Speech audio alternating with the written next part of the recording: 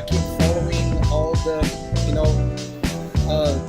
teams, the team, right? Not teams about regarding Scrum. So we have talked about you know um, the planning poker, and now we are gonna cover, as you could see, iteration planning Or sprint planning. or sprint planning. For those using Scrum, you use sprint planning, but as far as we can tell, they are pretty much the same. Yeah, and actually, as we were talking before we start recording, we could see, and Bruno was saying about the changes he could see about about using some of these practices every single sprint, how powerful it is.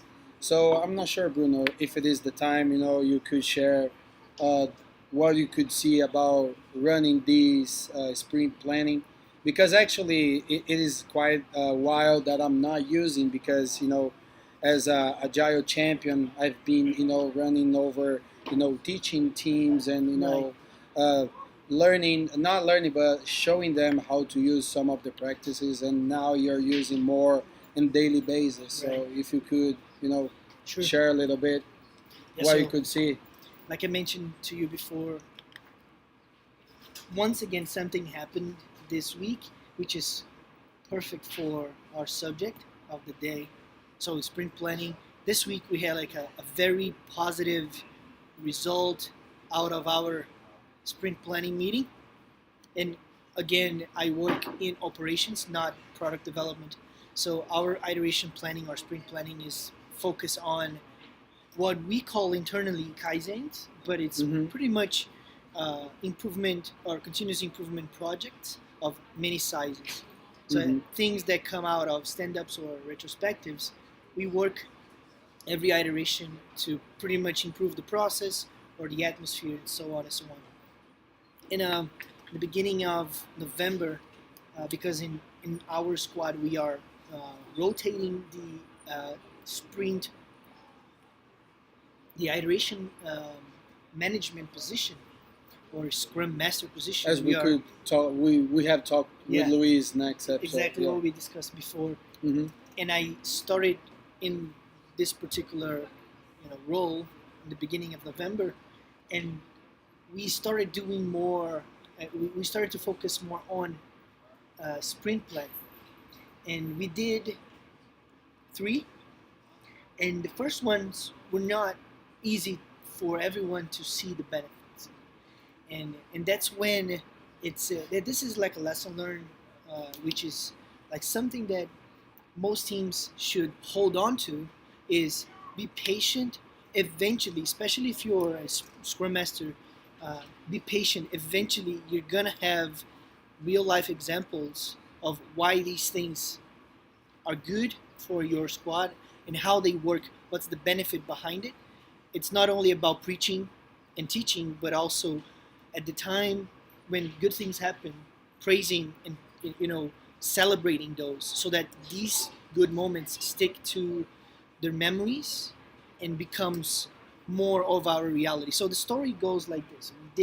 This was our 3rd sprint plan. First 2, we did, we focused on looking at our backlog and refining it, deciding what we would commit to deliver in the iteration. But that was it. Again, we're not focused. We don't have stories. We don't have features yet, because that takes longer. And we want the team to see the benefits before we dig deeper, right? So our iteration planning meetings, sprint planning meetings, are no longer than an hour and a half, when Scrum recommends 3 to 4 hours per sprint, right? Per sprint planning. And there's a reason which we will talk later after the story.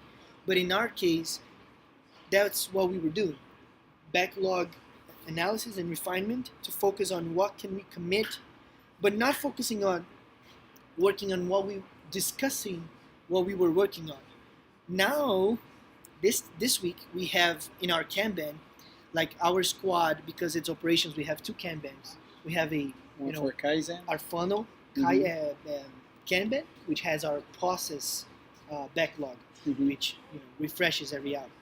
But we also have a Kaizen Kanban, which is just for projects. And as an IM, I'm managing that one. Um, I don't expect the whole team to work on that because as I am a one to make sure that they have time to basically focus on doing the work, right? This time, I decided, okay, let's go through all the items that we have because we have an hour, right? And we Mm-hmm. were using 15 minutes. Let's go. Everyone has a Kaizen ownership. Shares, please share with the team what's the status, what you're working on, and if you have anything you need. That's when the magic happened. It's when people started to share.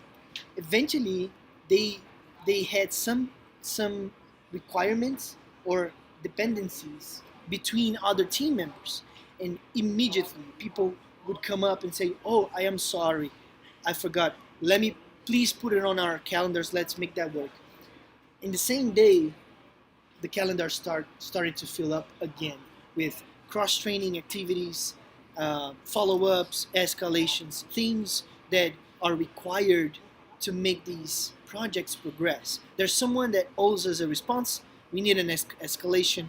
Someone in the team can help, but the time was not. They didn't have enough time to do it. That meeting was specifically positive to make things start working again, start progressing again.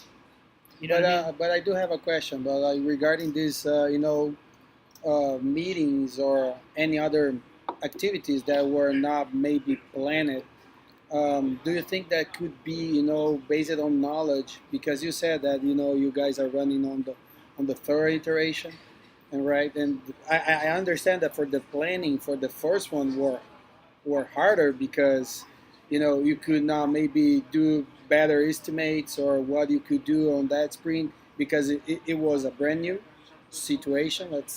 Let's say in that way. But like regarding those meetings or escalations, there's something that you cannot prevent.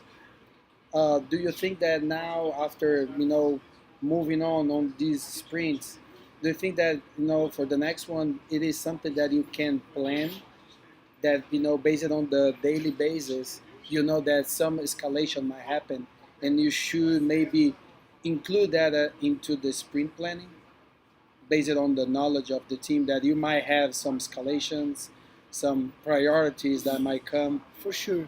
What I hope that it will happen eventually, like I said, we need patience for these Mm-hmm. things to to come together and fit as like a puzzle. Mm-hmm. I hope that in the future we can actually include these Kaizen follow-ups on a daily stand-up meeting, not Mm-hmm. on a sprint planning.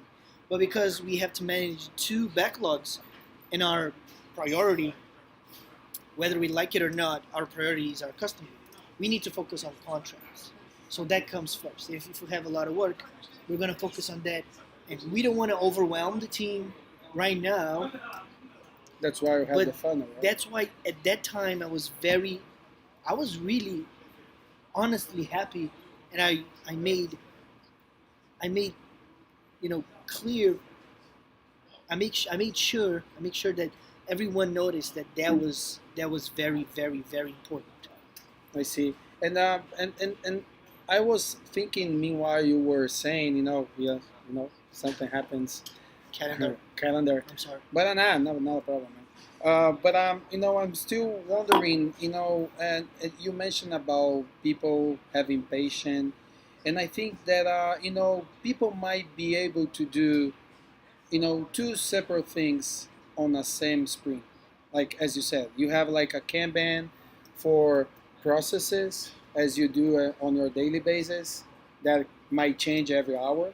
You Right. know, at the Yep. same time, you might have some Kaizen activities which should be on the planning as well for that sprint, because maybe the team might not be 100% busy doing processes stuff, and they might need to dedicate some time to do such improvements as well, because Right. at the end you guys might be not changing, but you might be attending some of the client needs, right? Because Yeah. the client might want to see some improvements. Yeah. At the same time, you might be responding faster into like a contract, as you said.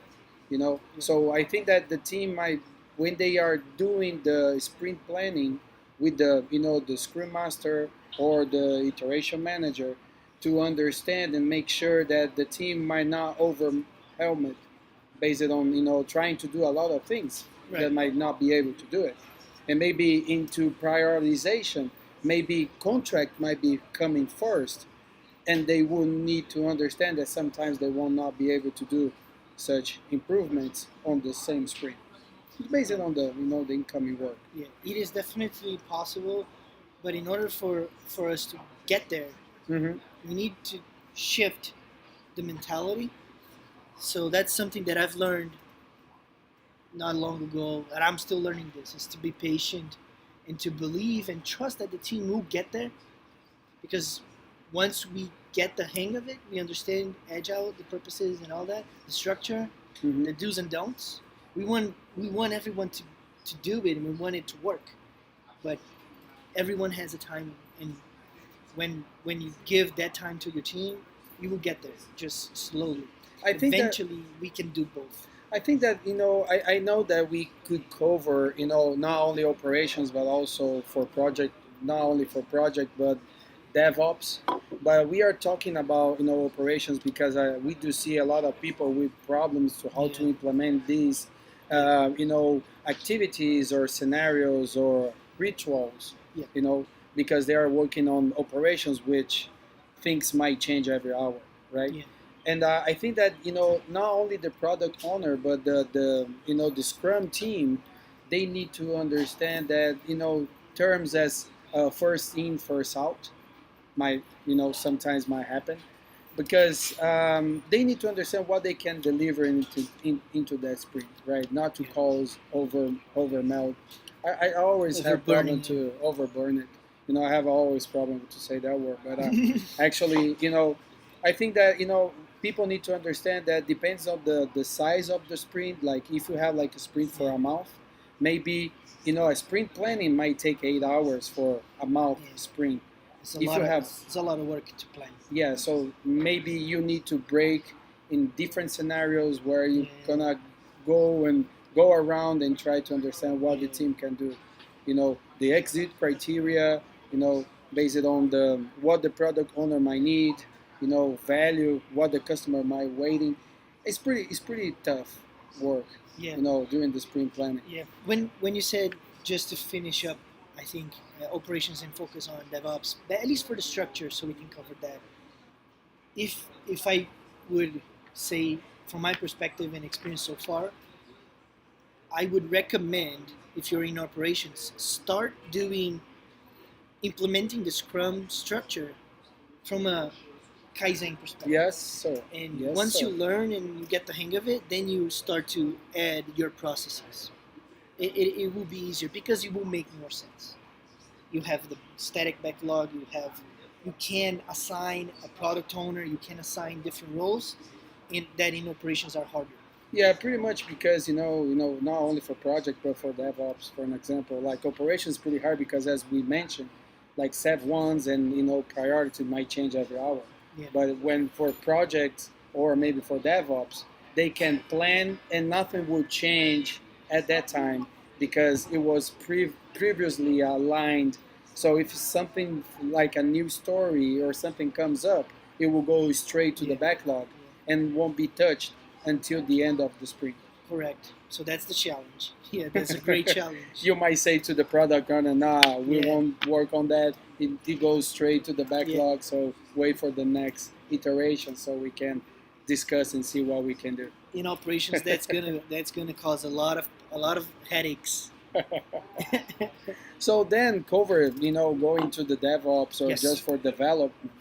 I think that is pretty. Not I won't say like easy, but might be um, I think that might go smooth, just because they will build up like a solution, like a product. Yeah. So they would align with the customer, with the product owner, what needs to be done in that sprint, what is have more value, or what it will be the experience for the client using the MVP at the end of the iteration, right? Right. So I think that the planning, it will go and the team will understand, and maybe they will do not things like faster, but the velocity might change because they will be able to understand all the features, and during the solution build, they will be able to understand what they can do in order, to move around. Right. You know what I'm saying? Yeah. Maybe I'm not using the right words, like Friday, Thanksgiving. It was a tough week, so Yeah. the brain is not. So let's break it down into parts. Okay, so thanks. As far as I've seen, there's 2 parts, and like we mentioned, it's recommended in Scrum that you could take from 3 to 4 hours to do an iteration planning, so you could do it well. So, like we mentioned before, if you look from the perspective of the Shuhari concept, start with the recipe, and then you transform your ways into something that fits better. But start with the recipe. So if this is a recipe that works, start with it. Eventually, you mutate and evolve. It's a better word for your personal environment, your group environment. But from that perspective of parts, the first part is to look to the product backlog and focus on they call it either ready or funnel items. So ready or funnel stores. Have you heard of those terms? It's all I new think to they're me. ready. Never I heard bet of they're those ready, terms. but not the funnel things. Right. But I think they're ready. What is ready to be implemented, or what is ready to to To move be worked on. Yeah. Because maybe sometimes on DevOps they might have dependencies of other teams, Yeah. right? So something might come up, and they say, okay, it's ready, so then we can Yeah. start doing something. So the definition for whatever is ready is stories that are sized. The team already did planning poker, as we talked before. They already sized those stories, and those are prioritized. The ready and funnel, they were sized because the product owner prioritized, and we will cover product owner activities later on with our talk show friend, brother Luison. Luiso, And big so Luis. we will have on the top of the backlog the focus that the team will look for, and there's like every story that they take to assess, they will do 3 things: revisit the acceptance criteria, right? Um, estimate again if if that size is correct. The doing more than once makes it better is refinement. That's why it's called refinement. And the third one is define if that fits, if they can deliver in an iteration. So I learned that the planning poker numbers can be actually perceived as hours. The 100 can be hours. In 2 weeks, it's 10 days because it's Monday that's why to Friday. we saw some big numbers on the planning poker. Exactly. And So if you're looking at 8 hours a day, 10 days, 80 hours. So 100 hours is more than two weeks. It's considering overtime or something like that. So I think that there's something interesting on that perspective. But we can cover that later. But that's part 1. That's basically what you're gonna do is looking at breaking down into features, breaking that story down into features. Sorry, forgot about that. Resizing it, making sure it fits in an iteration, so you can use planning poker again. And then I think that as a part 2, maybe they will break those stories in tasks. Yes. And then they might be able to start doing as a task level, like straight to the point, that like where the team might pull the work and base it on the the tasks associated to each story. Right. So like let's try an example. Like we have an app for your phone. One of the stories is the first signing page. That's one of the stories. The features will be the login area, the button that you click to log in, or only to the register password, someone. the password that will be connected to a server. You can break those 3 into tasks. Either is one person doing them and will pull each task at one time, or 3 people can do them. So every story can be done by multiple people, depending on the tasks and the features. These things are features. So I think mobile apps is the perfect example for DevOps because everyone 99%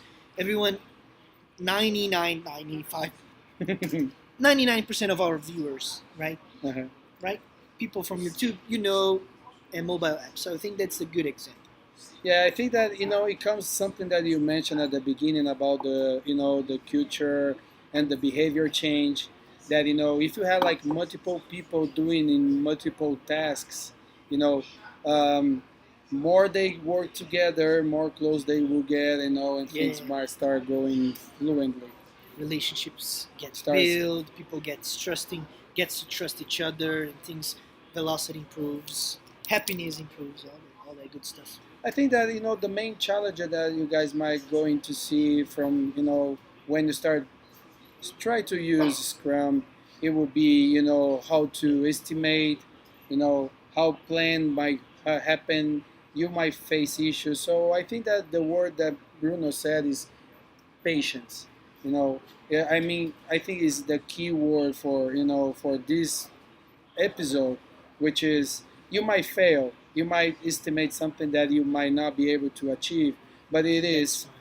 again, as Bruno said, the retrospective, a good way to to understand, to learn, and cross correct for the next time, to try not estimate more than you can do, but based on what you expect that you can do. Yeah, and I think from personally, I think a good message is the better you plan, the Better better things, you're gonna deliver. So that's why planning has 4 hours. That's or why maybe 8, depending on the retrospective is 1 to 2, and the hours. showcase is 1 to 2. So there's a reason why planning is more, because if you plan it right, if you focus on planning it right, you're gonna deliver in a much higher quality. And comes that word, clear outcome. People might. That's why Clarity of outcome. because Yeah. otherwise, so that's why you spend so much time, as Bruno said, planning, understanding, powerful questions to get clear for everybody what needs to be done. Otherwise, it will be harder. Yeah. Dude, I love this thing. Me too, man. This is so cool. I wish I was not tired. Oh man, it's just I'm sorry. okay, guys. So that's the end. Got too Happy excited. Thanksgiving for everybody. Happy Thanksgiving. Good memory. Don't spend too much money. I know that might be a chaos. Everybody wants to get Yeah. good deals, Yeah. cheap stuff. Yeah. Today is Black Friday. Yeah, it's everywhere. My girlfriend wants to buy a lot of things, so- Oh man. and she had my credit card. Good luck. But that's fine. I think that's why if you find good stuff, it's worth it. As long as you find good stuff and good I prices. hope she might buy some gifts. Oh, that's good. I think she will. Alrighty, Awesome. guys. So thank you very much. We once hope again. this is positive and valuable to you all. Please send us feedbacks. Yes. We will see you guys, and you guys will see us next week. Alrighty. Take care. Cheers. See you later, guys. Cheers.